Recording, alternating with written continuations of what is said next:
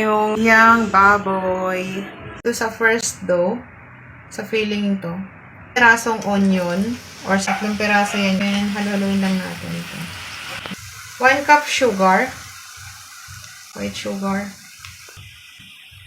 1/2 teaspoon na salt.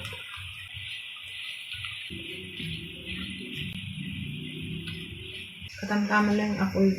Pag okay na yung sugar, add na natin yung 1/2 cup na evap milk. 1/2 cup. And next lang natin. Lagyan na natin yung 1 cup na flour.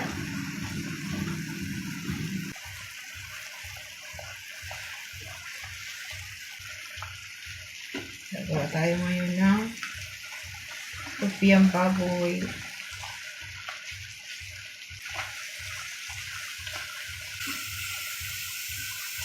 Ito, set aside na natin. Tama na yung texture niya.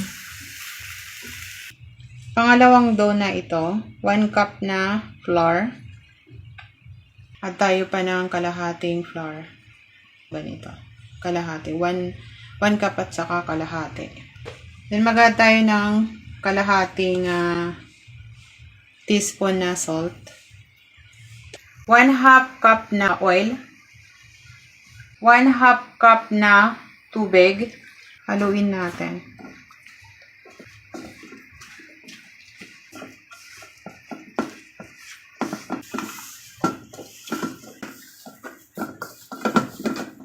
Lumambot yung dough. Set aside. Pa-plastic siya.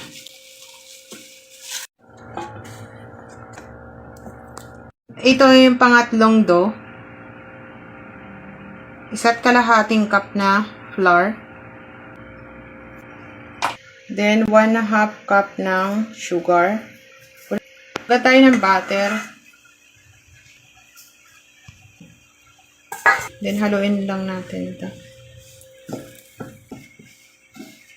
Haluin lang natin ito hanggang sa mahalo.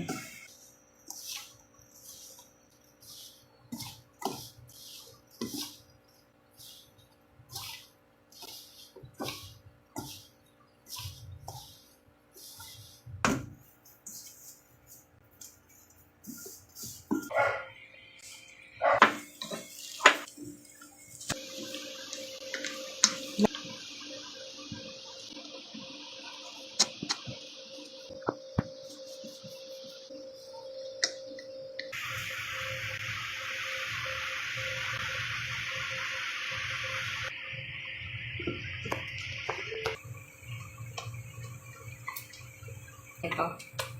Ipapantay lang natin. Then, roll lang natin ito.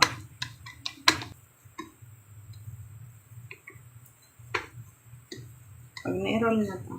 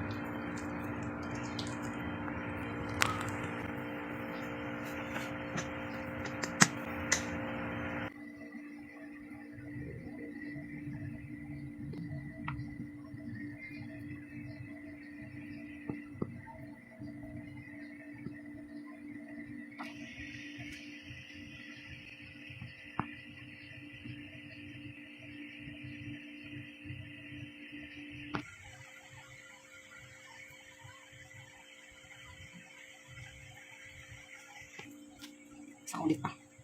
Para makuha.